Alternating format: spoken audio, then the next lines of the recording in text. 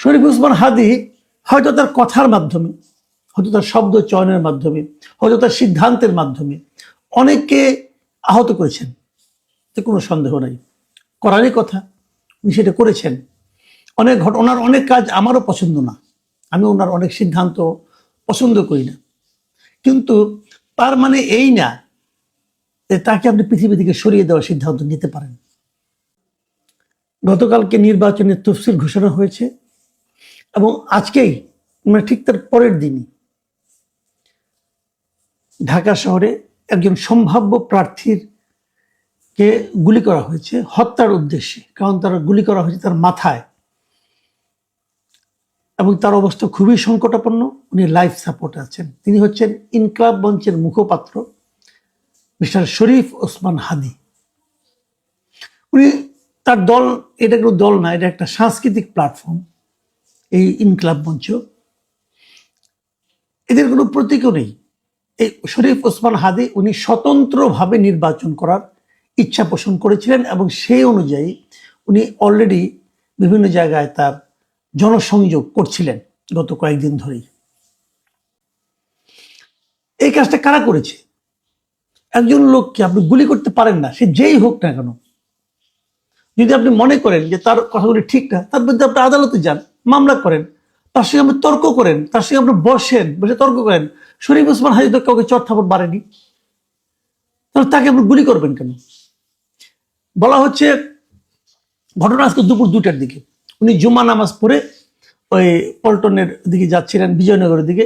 এই যে বক্স কালভারটা আছে সেখান দিয়ে যখন যাচ্ছিলেন, তখন 3টা মোটরসাইকেল এসে তাকে গুলি করে দ্রুত চলে যায়। তাদেরকে তাৎক্ষণিকভাবে ধরা যায়নি বলে যে ধরা যাবে না আমি তা মনে করি না। আমি মনে করি আমাদের পুলিশ বিভাগ অত্যন্ত তৎপর যদি তারা হতে চায়। আপনারা মাথায় রাখেন, মোহাম্মদপুরে মা মেয়েকে হত্যা করলো যে এইটা কাজের মেয়েটা আয়শা নামের, মানে ছদ্মনাম কিনা জানি না, সে আয়শাকে কিন্তু 2 দিনের মাথায় ধরে ফেলেছিল। আয়শার কোনো ঠিকানা ছিল না, পরিচয় ছিল না, আয়শাকে কেউ দেখেনি, সবসময় বোরখা দিয়ে হিজাব পরে আসতো। তারপরে কিন্তু তাকে ধরতে কোনো সমস্যা হয়নি, পুলিশ চাইলে পারে। শরীফ ওসমান যদি কারো পাকা ধানে মই দিয়ে থাকি, যদি ধরলাম দিয়েছে, তো তাকে আপনি হত্যা করতে পারেন না। হত্যা কিন্তু আরেকটা হত্যাকে ইনভাইট করে, এই জিনিসটা মাথায় রাখতে হবে।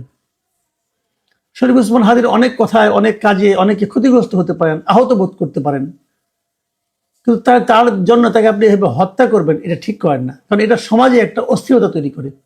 এখন কি হয়েছে দেখেন, অনেকে কিন্তু অনেকের দিকে সন্দেহের চোখ যাচ্ছে। দেখেন আজকে দেখলাম শরীফ ওসমান হাদী নির্বাচন করতে চেয়েছিলেন ঢাকা 8 আসনে। ঢাকা 8 আসনে আরেকজন প্রার্থী বিএনপির প্রার্থী মির্জা আব্বাস, খুবই হ্যাপি এক প্রার্থী। মির্জা আব্বাস আজকে হাসপাতালে ঢাকা মেডিকেল কলেজে শরীফ ওসমান হাদীকে দেখতে গিয়েছিলেন। ওখানে যে উনি রোষের মুখে পড়েছেন। কেন? উনি তো দেখতে গিয়েছিলেন, ওনার প্রতি ক্ষোভ দেখানোর তো কোনো প্রয়োজন দেখি না আমি। উনি কি হত্যা করেছেন? হতে করেননি।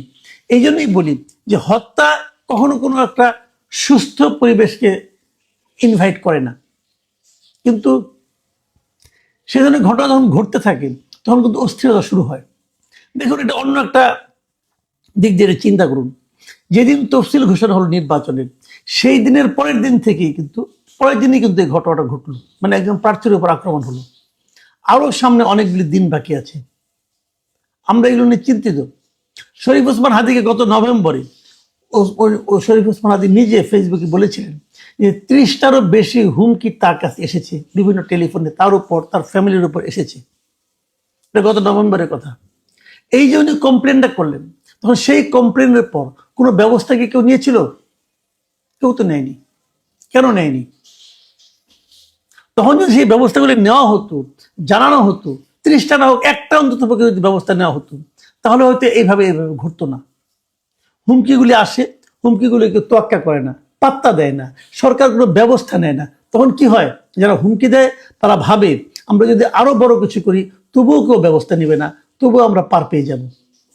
এই যে পার পেয়ে যাওয়ার সম্ভাবনা, এটাই কিন্তু অপরাধকে ইনভাইট করে, অপরাধীদেরকে বেপরোয়া করে তোলে। আমরা জানি আমাদের প্রচুর অস্ত্র কিন্তু লুট হয়ে গিয়েছিল আন্দোলনের সময়, গত জুলাই অগাস্টে। সেই লুট হওয়া অস্ত্রগুলো কয়টা উদ্ধার করতে পেরেছে সরকার? সরকারকে আমরা দেখেছি অস্ত্র উদ্ধারের চেয়ে তারা যেন আওয়ামী লীগকে দমন করার জন্য বেশি আগ্রহী ছিল। কোনটাই তো হয়নি, অস্ত্র উদ্ধার হয়নি, আওয়ামী লীগকে দমন করা সম্ভব হয়নি। আওয়ামী লীগকে দমন করা তো সহজ না, কারণ এটা অনেক বড় দল।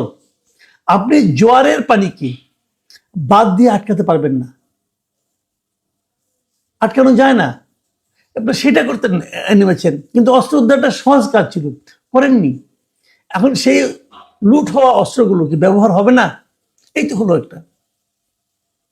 এই ব্যাপারে সরকারকে আমরা বলবো যে নির্বাচনে আরো 2 মাস বাকি আছে, আপনাদেরকে সতর্ক হতে হবে, না হলে কিন্তু বড় ঝামেলা হবে। আমরা দেখেছি এর মধ্যে অনেকে কিন্তু বিবৃতি দিয়েছেন, পলিটিক্যাল লিডাররা সবাই এই ঘটনার নিন্দা করেছেন এবং তারা এটার দৃষ্টান্তমূলক শাস্তি চেয়েছেন, অপরাধীদেরকে ধরার কথা বলেছেন। তারেক রহমান সাহেব, বিএনপির ভারপ্রাপ্ত চেয়ারপারসন, উনি তো এই দেশের এই মুহূর্তে সবচেয়ে বড় নেতা, উনি কি বলেছেন? এখন ওনার বক্তব্য, অনেক বক্তব্য দিয়েছেন, নিন্দা করেছেন এই ঘটনা, কিন্তু তার মধ্যে 2-3টা কথা বলেছেন, আমি ওই বাক্যগুলো আপনাদেরকে পড়ে শোনাই। তিনি বলেছেন, দেশ অত্যন্ত সংকটের ভিতর দিয়ে যাচ্ছে, একটি গোষ্ঠী আগামী নির্বাচন বানচালের ষড়যন্ত্রে লিপ্ত। আমাদের অন্যায়ের বিরুদ্ধে প্রতিবাদ গড়ে তুলতে হবে এবং যে কোনো মূল্যে এদেশের মানুষ যাতে তাদের হারানো গণতান্ত্রিক অধিকার ফিরে পেতে পারে তার জন্য আমাদের সতর্ক থাকতে হবে। মানে উনি কিন্তু ইঙ্গিতটা দিয়েছেন এখানে।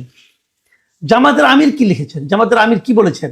উনি বলেছেন যে এই ঘটনা প্রমাণ করে যে সমাজে চিহ্নিত সন্ত্রাসীদের হাতে বিপুল পরিমাণ অস্ত্র রয়েছে, যে কথাটা একটু আগে আমি বললাম, এটাই প্রমাণ করে।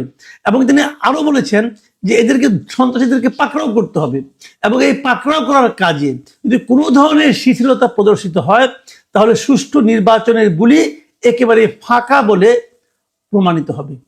মির্জা ফখরুল ইসলাম আলমগীর, বিএনপি মহাসচিব, তিনি বলেছেন যে আমরা এটাকে মনে করি চক্রান্তের অংশ, এটাকে এখনই বন্ধ করা প্রয়োজনীয় ব্যবস্থা নেওয়ার জন্য আহ্বান জানাচ্ছি। দেখুন, এই যে আহ্বান, সমস্ত দলমত নির্বিশেষে যারা নির্বাচনে অংশ নিচ্ছেন সবাই এই ঘটনা কিন্তু নিন্দা করেছেন।